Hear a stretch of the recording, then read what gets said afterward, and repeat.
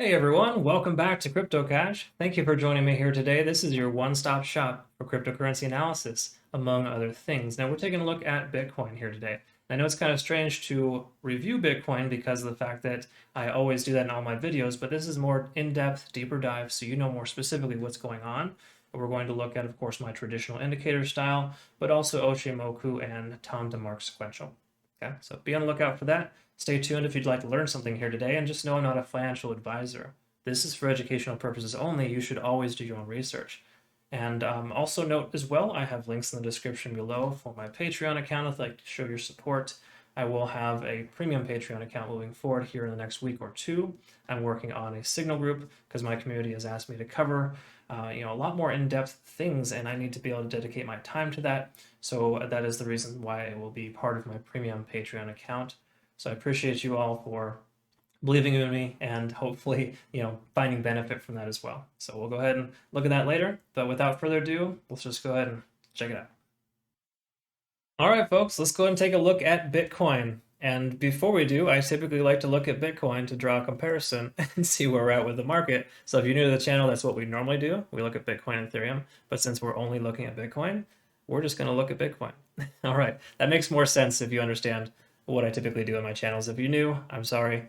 It probably doesn't make a lot of sense. All right, so we're going to take a look at Bitcoin. And what we're going to do is we're going to take a look at three things. We're going to look at my traditional trading analyzation, right? I like to analyze based on the moving averages, EMA, and VWAP lines.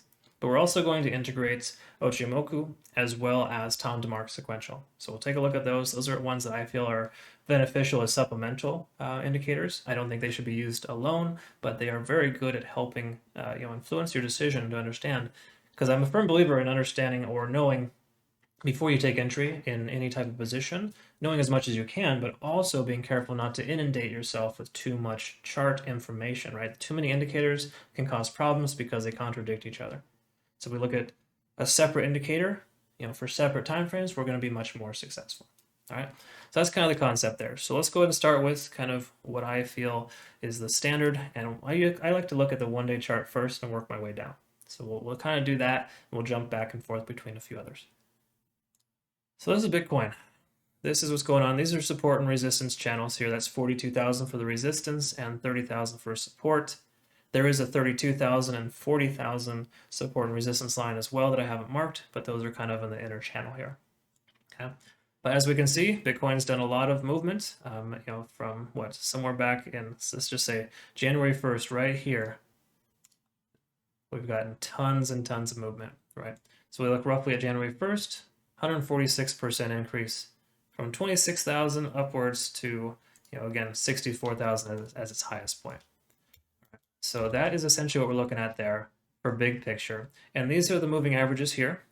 So on the one-day chart, again, I prefer the 4-hour chart for this, but the actual moving averages, the 50 is this yellow line here. As you can see, it's worked as a support and potential resistance level here.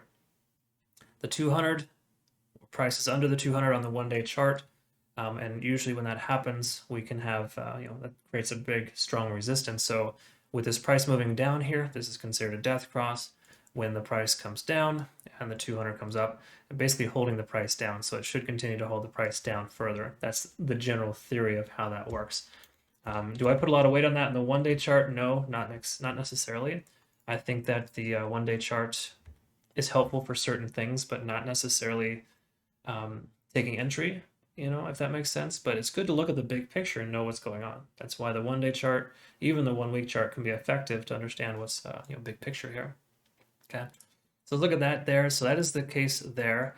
And what we want to do is next is go ahead and just take a quick look at the 4-hour chart. This is my favorite in the sense that I find it to be the most beneficial for the moving averages. So for the 50, the yellow line, and the purple, the 200, that is essentially the moving averages. These are the simple moving averages. I prefer to use SMA lines on the 4-hour chart or higher. A lot of folks will use that for they'll use the EMA lines on that chart. I don't think it's as effective because they respond to price action more severely or more quickly, if you will, and it makes more sense to have that on a shorter time frame. So me personally, I won't use the EMA lines on a chart over 4 hours. But that being said, these are the moving averages here. So the 50-day moving average is this yellow line here. And as you can see, it's working as a resistance, driving the price down. It's tried to work its way above and below a few times, but good news is right now we have the price action right above the 50-day moving average. So we want it to be there. We want it to stay there. When we saw this little, this little bullish trend here, so to speak, it worked its way over 50. And what drove it down? Elon candle. What drove it down even further? China candle. So we've had a lot of instances that were unnecessary. Oh, and I apologize, correction. The Elon candle is back here. This was the China candle, and then this was the second China candle. We're really not sure. I honestly didn't do a lot of research on the recent price action, but this seemed to be kind of a bluff because it came right back where it started. Either way, that's kind of what's going on here. The price is over the 50. So ideally, the goal here is for the 50-day moving average to kind of do one of these and the price to kind of continue upwards. Just bear in mind, we got the 200-day moving average working its way down, and that will likely cause a potential problem. Now, it's much better to have the price moving this direction. This is considered a, golden cross, where the actual 50-day moving average is coming upwards, intersecting with the 200, likely carrying the price with it, right? So we should see the price stay above the 50 and continue up, pending we have no other ridiculous scenarios that cause the price action to come back down, right? Because Bitcoin is highly volatile to tweets and to world events, right? So those things are just kind of unfortunate. They are part of what happens. It happens in other stocks and currencies as well. But generally speaking, it just seems like things are extra sensitive right now and everyone's walking on pins and needles, which is why we see a lot of altcoins not performing as well as they should, because everything is kind of contingent on Bitcoin, even more so right now with just how adversely it's impacting things. That being said, that's kind of where we're at there for the 4-hour chart. And if we look at the RSI, let's go ahead and do that now. Price is still kind of fair to middling, right? So it's not overextended, not underextended like it was. And honestly, it's considered to be, I guess, affordable at this point. I mean, anything under 38,000 is affordable for Bitcoin. Again, it depends on what your thoughts are and your concepts on Bitcoin, how you interpret it, but I still think that Bitcoin is very affordable right now. But that's what this is telling us, right? So that's kind of the case there for RSI. And let's go ahead and take a look at the 15-minute. And with the 15-minute chart, I always disable the moving averages because, again, I don't feel like the SMA lines are all that impactful or beneficial on shorter time frames, because they take 50 or 200 trading days essentially into the average instead of an exponential average that has a lot of different variables. So that's why I like to use the EMA line instead, because it helps us understand bullish and bearish trends. All right, so taking a look at this here, let's just go back. This is roughly 2 days. So this is about 2 days of trading. And on the 15-minute chart, you can see the EMA line is working mostly as a support right here. See it, bullish trend. Still bullish, and then it comes down below and drops below the EMA, becomes more bearish.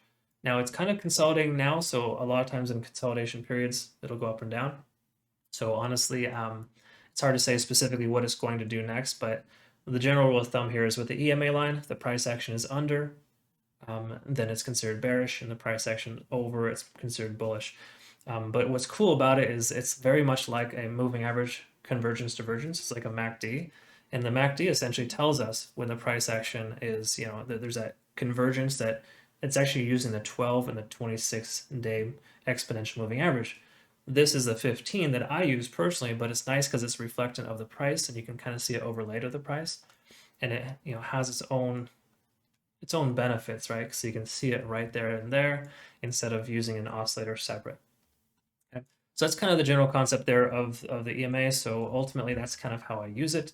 And I also use the volume weighted average price. So if you're unfamiliar with that, the VWAP is a volume weighted average price. That is essentially the 15-day, apologize. It's the 24-hour volume expressed as a price, right? So we see right here, currently the price right now, the 24-hour volume tells us it should be 36,500, whereas the price is actually down to about 36,200. So it's a bit of a difference there, but it basically works as a support and resistance line that's continuous with the price. So I like it. It's fine. I find benefit from that. So if I were to take entry, I always like to take entry above the VWAP and the EMA line, preferably the EMA line. That's the more beneficial indicator on the shorter time frames. But the VWAP is also very good about telling you if you are, it's considered overbought or oversold, consistent with the price. And it's using the volume to express that, which is nice because not a lot of people look at the volume, and I think it's an important indicator. Okay. So that's kind of what we're looking at here. That's kind of Bitcoin in a nutshell, how I'd normally analyze it. And what I'm getting at here is the fact that, you know, it's not considered a good entry point based on these indicators here, and the fact that you know, we don't have that confirmation above EMA and VWAP. And for me, when I like to get confirmation, I need at least two 15-minute green bars to close above. Right. So let's just take a quick look at that. This is what that would look like. So if you see this line here, right, state of consolidation, then it breaks above. See this little breakaway point here? These are two 15-minute green bars closing above EMA and VWAP. That's an entry point right there. That's where I take entry confidently, knowing that the price is broken above and staying above. Because most bullish trends are going to continue to test the EMA line. And as it does, you get further confirmation. So I'd probably take about a 30% position here. And then when the price action comes up and bounces off the EMA line here and is still above VWAP, I would add to my position. I would probably do another 20 to 25%. Okay. And as you can continue to see, look how it does this. It comes over, and any good bullish trend will do this. It'll try to reject EMA, and it bounces off. Right. So what you do is you kind of pay attention to where the RSI is at. When the RSI picks up over 70, you kind of pay attention, you consider trimming your position. So me personally, had I added to my position here, I would have been very leery right around this point, and I might have considered trimming and or selling my position when the RSI came down under 70, somewhere in this range here. Okay, now granted, it kept coming up, right? So that is kind of the downfall of getting out early. But again, you take profits when you can. So to me, what is that? That would have been a almost 5% position. I would have been happy with that. That would have grown my portfolio by 1 to 2% for the day, and I would be totally fine. Again, these are just little things, the little wins that I like to take. I don't like big risky wins. I'm not a 10x, 20x, 30x. I'm not going to try to get you to, you know, find a big phenomenal win. You take them when you can get them, right? But on the same accord, when you wait for confirmation, you get in when the bulls are in control. And when you continue upwards like this and you get your confirmation that it is considered to be overbought, you might consider taking your entry, selling it, and or just trimming your position. Because just say I trimmed, you know, 50% of my position right there and held, and once it bounced off here, I could have gotten extra, you know, 4 or 5% as well. Right. So again, there's a risk to reward ratio that you need to work with. I personally like a 3-to-1 ratio. So if I'm going to risk 1% of my portfolio, I'm going to shoot to try to regain 3% at all times. Everyone has different risk tolerances. You need to find out what that is for you and discover that. And I'd highly recommend to get there, you use paper trading. So click on the bottom here on Trading View, go to Trading Panel, and then just click Connect for paper trading. And then you can enable that and start go ahead and taking your positions. See, I have a couple here that I was kind of screwing around with, and they're all right there. So the cool thing is you can go ahead and just trade as much as you want and learn as much as you can and put this theory to the test, right? Because everyone has their own thing. So you can figure out your risk tolerance there by adding stop losses and, you know, sell stops. There's different things you can do to kind of maximize that benefit.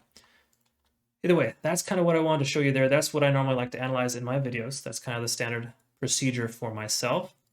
So why don't we go ahead and take a look at a couple of other ones that are helpful, because you know, there's good things to add to your portfolio, right? And Ochimoku is probably one of the better ones, I feel. That works very well. Here, let me just go ahead and disconnect this here. And what we do is we look at this here because it's helpful to understand big picture. Now, I'm not just going to go into all the details of how Ochimoku works because there are layers. You have a lot of moving parts. If you want to learn that, I can likely make a video later or just search for it, because there's definitely some things you need to know and how that works. These things kind of help you with entry points and exit points.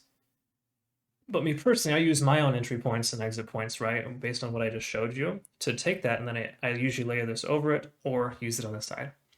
And just the key takeaway here is that with Ochimoku, the 1 hour chart, first of all, is the most effective. So looking at the 1 hour chart here, we can see that, you know, these clouds here, they're called Ochimoku clouds. I think there's a technical term for it, but those are essentially the clouds. And what they do is they kind of forecast for you if you're in a good position, either bearishly or bullishly. Okay. So with this being green, that really doesn't matter too much. It's more so the fact that the price action is underneath the cloud. And when it is, it's considered a sell signal. So if you're going to short, this would be the time to do it. Furthermore, if you're going to take entry, you want to wait for the price action to be above this, right? Now, if you look back here, you'll see some examples of how it didn't work very well. That does happen sometimes. Again, it's not foolproof. But the key takeaway here is that it is pretty successful. And I think the only reason why this came back down is because that was a major retracement and we had this kind of crazy, crazy news here. And actually, you know what? Let's go ahead and take a look at Bitcoin because that's why we're here, right? It would make more sense if you kind of see that as an example. So that being said, let's go ahead and take a look here. So this is the 1 hour chart for Bitcoin on the Ochimoku cloud. And as you can see, had you taken entry here, this would have been a good consideration for entry because there would have been some gains and it's staying above. But the thing I want you to know is that with the Ochimoku cloud, if you're above, it's considered an entry point. You want to go with the bulls. The bulls are in control once it crosses above that plane. When the price drops below or goes to just say in the cloud itself, it's considered a no buy zone. So as soon as this starts kind of trickling in here, you're not going to touch it. Right? You're going to leave it alone. Now it could kind of continue upwards and bounce. They could do that. Sometimes that happens, sometimes it doesn't. But if it doesn't, regardless, wait for it to get out of the cloud. So the concept is that above the cloud is a buy signal. Within the cloud, no signal. Underneath the cloud, sell signal. Okay. And as you can kind of see here, the inverse, as soon as it broke below the cloud, it went way down. Now, obviously, this was a bearish trend, and there was some kind of news that happened right here, but that's essentially the concept. And as you can kind of tell, if you look at these numbers here and kind of just the general concept of how it's working, every time it breaks above, it stays above for a good little while. And when it comes back and goes into the cloud, it either breaks above or breaks below. So, again, something to use. It's just helpful to add to your portfolio. So I just kind of always have a separate page open, and I like to get extra confirmation by looking at this. This is more helpful on a swing trade than it is a day trade. But again, it's still helpful in a day trade because if you're taking entry above or below the clouds, right? So you want to stay away from the clouds. And as soon as you rise above, that's a consideration to take entry. So I'm going to include this in my signal groups as well because I will have a signal group moving forward. If you're new to the channel, as part of my premium Patreon account to ensure that we can give you some good buy signals and sell signals. And this is essentially what is going to be included within that. I'm always going to try to include that because that kind of gives us that extra confirmation. Another thing we want to look at is time to mark sequential. And this is one I'm becoming a fan of. It's honestly something I haven't used a lot, but the benefit is the fact that it does help you understand market exhaustion. Okay, so just kind of taking a look here. Again, you probably want to do your own research on this one. It's not really one that's easily understood because there's some moving parts. But the general concept is that there's going to be 9 stages. There's like 9 stages of exhaustion. So when you see it here, again, this is a 4-hour chart. You can use it on pretty much any chart time frame. I prefer the 4-hour chart. That's my go-to. So if you see here recently, this recent bull run from Bitcoin as a recovery, from what happened, you can see it went 1, 2, reset, and then 1, 2, 3, 4, 5, 6, 7, 8. Okay, so when we see that happen, once there's a 9, that's almost always an indication of a reversal, right? So again, this basically just tells us that with these bars closing higher than the previous 4th bar, that it's getting to a point where it's going to reach exhaustion by step number 9. So commonly, if this would have went to number 9, it would have had a strong reversal and we would have saw it come back down. It hit 8 and then did the same thing, so it's almost as if it happened. So just again, if you're going to use time to mark sequential, do your own research on how to use it effectively. I'm just giving you the bullet points right now.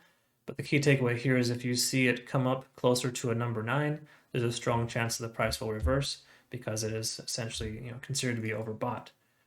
So that is kind of the concept there and how that works. So again, I like to look at all these things to make an informed decision. You should as well. Again, be careful with using too many indicators, but if you use the right ones at the right time on the correct time frame, you're going to be much more successful. So to summarize, always use, if you're going to use, just say, for example, the EMA and the VWAP lines, 15 minutes or less. They're only good on shorter time frames. They're less effective on longer time frames. If you were going to use 4-hour chart or higher, I recommend using the EMA lines, the SMA lines. Some prefer EMA, I like the SMA, but I like the SMA 50 and the 200 on the 4-hour chart or higher. Okay. Then if you're going to get that extra little bit of confirmation, enable the Ochimoku cloud, turn off some of these extra moving indicators. And by the way, what those are is the laggings, conversion line, baseline, and lagging span. If you get rid of those, then you'll have the opportunity to be able to just see the cloud, because the cloud, I think, is the most beneficial, again, if you have your own way of doing things. Now, I'll cover this again moving forward more consistently so we can kind of get the feel for it, but that's the general concept. So just be mindful that the Oshimoku cloud is very helpful. Again, above the cloud is green light to go long. Within the cloud is a time frame to pause and not take entry, and below is a short opportunity, as you can see here, and obviously here for the long position. All right, and the very last thing, of course, is the time to mark. Sequential. This is really helpful just to identify market exhaustion. We want to look for 8s or 9s, because once it gets to that point, it's likely going to see a reversal. As you can see, it was preparing for a reversal here with the doji. One last little ramp up and retrace. All right. So hopefully you found benefit from this. If you do, please like and subscribe. I greatly appreciate your support, and thank you all to my community for being here with me throughout this whole craziness of Bitcoin. Right? This is just insane how it controls the market. Looking forward to seeing some really awesome coins break away from Bitcoin, because honestly, what good is Bitcoin right now? I'm having trouble seeing the benefit when we got so many other platforms that do so much more, right? Either way, that's neither here nor there. Thanks again for your time. We'll look forward to seeing the next video. You have yourself an amazing day. Thank you.